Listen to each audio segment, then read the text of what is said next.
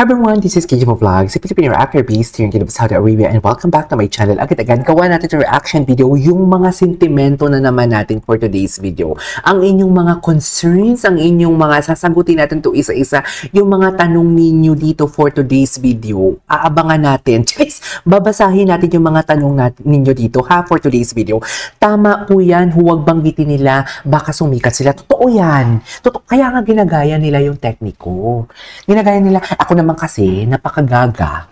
Gaga din kasi ako totoo lang.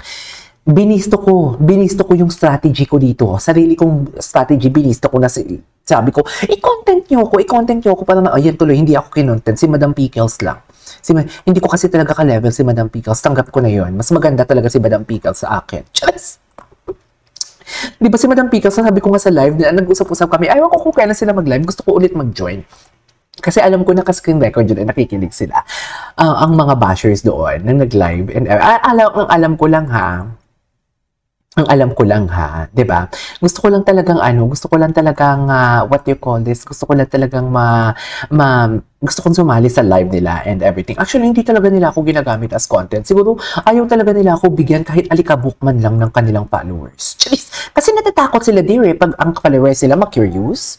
Pag ang followers sila ma-curious, so sinasabi nilang mabilis mabilog. Siya sa kanya mismo nagsabi ha, mga Barda fans, mabilis daw kayong mabilog ha? Yun yung sabi niya sa post niya sa Facebook, na kaya nakitaan daw ng potensyal ni Sir Pikwa ang Barda ng bilis mabilog, kaya gumagawa daw ng content si Sir Pikwa. Sa kanya mismo nang galing, aminado siya. Aminado talaga siya na binibilog niya yung ulo ninyo, kaya natatakot siya. Natatakot siyang, kasi iba yung atake ko sa atake ni Sir Pikwa. Si Sir Pikwa kasi, nagsasalita talaga si Sir Pikwa kung anong nalalaman niya doon kay na Barbie and David sa mga nangyayari. Ako kasi, analyzation yung ginagawa ko. 'Di ba? Analyzation, magkaiba kami talaga ng content ni Sir Pikwa. So ngayon, natatakot siya na i-share niya sa akin yung viewers niya kasi alam niya talaga na mabubuksan ko ang utak ng viewers niya. Matalino ko Dear, ibigay nyo din naman sa akin yung pagbuhat ng bangko na matalino ako. Hindi naman ako, di ba? Kahit man lang, hindi na nga kayo nagpapa-member. Ayan na. I-shoutout ko muna yung mga members natin for today's video. I-shoutout ko talaga sila. Shoutout kay Kylo, nagpa-member siya kahapon. Kay Ma'am Dessa, of course. And of course, kay Chris Medelberge. Ang Taray Medelberge ang kanyang atake for today's video. Kay Ma'am Sheila Beltran. Ma'am Sheila, shoutout to you kay Ma'am Marian Panelo and Maricel Noche. Shoutout sa inyo mga kabarda natin. Sila talaga yung mga legit na mga chismosa na handang gumastos. Sila ni Ma'am Jacqueline, mga super chatters, si Ma'am Jacqueline, si Ma'am Divina Ibarra, sila yung mga legit na mga chismosa talaga na handang gumastos. Mga chismosa. Diba? Ang sarap kaya. Chismosa ka, no? Oo, and I'm proud of it. Bakit naman hindi ako magiging proud sa pagiging chismosa ko? Pinaghirapan ko yan. Di ba? Ganon dapat yung mga atake. Dear, pag sinabihan kayong mataba ka, oo, kasi kinain ko lahat ng pinagpaguran ko. I-embrace nyo yan. Kung sasabihin kayong matanda kayo, senior kayo, oo, tumanda na ako kasi masasarap ang kinakain ko. Kaya hindi ako nagutom at nabuhay ako sa edad na to. Gamitin ninyong power, ang inyong sinasabi ng weakness na yung sinabihan kang mataba, may edad ka na. Hindi! Sabihin ko yung chismosa, oo, gamitin ninyo yan, i-embrace nyo yan para masarap ang buhay. Maging positive lang tayo, i-embrace nyo yan. Matanda ka na kasi, oo, matanda na talaga ako kasi masustansyang kinakain ko kaya tumagal ako sa edad ng to. Ganon yung sagot yan, mga malandi. Alam nyo, kayo, tinuturuan pa talaga kayo for today's video. Malalaki na kayo, ang dami ko ng problema, pati kayo puproblemahin ko pa. Sabi lang. So, basahin natin ito. Salamat, Kirky. Tuwang-tuwa ako sa inyo. Ayan na, tuwang-tuwa ka sa content ko, Mercy. Pero hindi pa member, hindi ko nakitang member ka sa akin for today's video. Basta we love you. Ay, hindi ito for today's video. Anyways, go lang, mami. Ay, hindi can tell to. O, diba? May mga hapon pa nagko-comment sa akin. Ganyan na, kagaling. Sa inyo, anong nagko-comment sa'yo? Ano? Wala may nagko-comment sa'yo. Bakla ka. KJ, yung nakakap, yung sabi nilang couple cup daw ni David, mukhang ayan, si Kissing na naman. Huwag na natin yung banggitin si Kissing. Tapos na yun. Hindi ko nga alam bakit ngayon huwag natin idamay, nakakahiya. Okay, as my viewer, kailangan ko din talaga kayong i-educate. Nakakahiya. Hindi nakakaalta yung mga ganyan. Huwag na kayong mag-isip, pribadong tao yon. Di ba, hindi nyo ako narinig na chinichika or yung tipong pag nakakabasa ako na sinasabi yung mukhang nanay si Alex Manan and everything, hindi ko yan tinotolerate kasi nakakahiya. Sa totoo lang, nakakahiya. They are private individuals, hindi nakakaalta yan, hindi nakakasosyal yan. Tayo dito mga pro-Barda, matatalino tayo. Hindi man tayo mayaman, pero matatalino tayo. Tsaka marunong tayo makiramdam. Okay? Bago bumuka ang bibig, pag-isipan muna.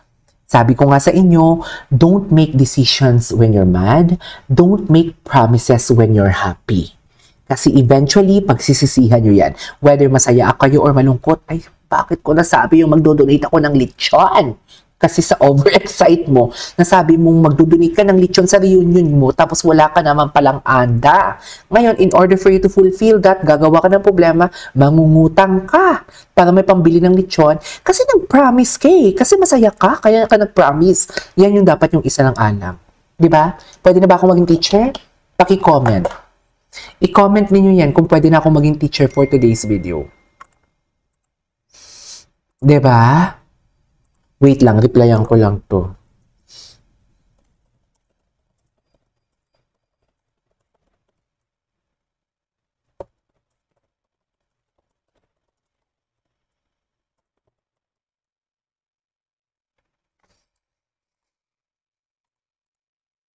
Diba? Anyways, may mga nagbabayad ng mga utang for today's video. May nag-screenshot ng may mga nagbabayad ng utang for today's video. Anyways, good morning. I am so happy what I saw the Beauty Empire where David Barbie meets. Talaga ba? Nagkita na sila. Gagawa natin ng reaction video. Ipaglaban namin ng bakit nangyari. Puro fake lahat ng ginagawa nilang mga traidor. Galit na galit si Petronila Salvador for today's video. Galit na galit siya, mami. Pakapalang ng mukha kung di pa kayo tabla ng hiya. Ayaw na ni David si Manila. Mami Petronila, hindi naman natin sure talaga kung ginusto ba talaga. O kung may something ba talaga. Ayan nag-assume ka na din naman. Huwag nyo nang idamay kung napansin ninyo. Hindi ko nga pinapansin yung mga issue ninyo kung kay Alex Manalang na yan. Kasi hindi naman tayo sure kung siya talaga si Alex Manalang or kung anong meron sa kanila ni David. Di ba? Narinig ninyo akong pinupuksa siya? O hindi, di ba? Kaya huwag tayong ganun. Huwag tayong mag-spend ng negativity. Kung ayaw natin gawin sa atin, yung mga ganyang bagay, huwag din natin gawin sa iba. Okay? Yun lang yun. Diba? Pinupuksa lang din naman natin to si Walang Kilay kasi sobra siya. Diba? Wait lang. Galit na galit si Ma'am Petronila. Oh, galit na galit siya, mami. Sabi ng mga nababalita, wala ng barda. Siguro naman hindi kayo bulag, palibhasa bayaran at gutom kayo. Ayan na, may sumbatan na ng pagkainan, ng mga pagkain sa pagkainan. Wait lang, hindi mo kailangan mag-explain. Go ka lang. Ay, hindi to. Iba to. Tuwang-tuwa ako sa'yo, Sir KJ.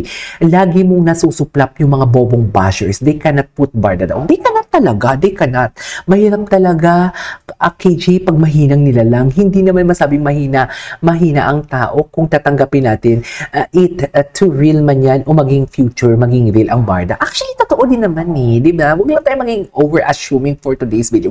Kaya hindi din ako dito nagbibigay ng mga kung anong mga nalalaman ko. Yung sabi ko nga sa inyo, between January and February, kasi ayoko kayong bigyan ng hope. Okay na yung nag-spill ako na, may official statement, tapos na tayo doon. May mga nagpaparamdam, tapos na tayo doon. Yung mga, basta, mamaya, madudulas na naman tayo for today's video. Wait lang, ay sabi ng wag pansinin, ikwento mo lahat na maganda, wag unfavorable para hindi, mami, kinakwento ko to kasi may mga bashers din na nanonood sa atin para mabuksan yung kanilang utak. Yun yung Don Fernandez. Yun yung goal natin. Anyways, that is our for today's video. Putulin muna natin to. Lipat tayo sa TikTok. This is KJ Vlogs and see you on my next vlog. Bye!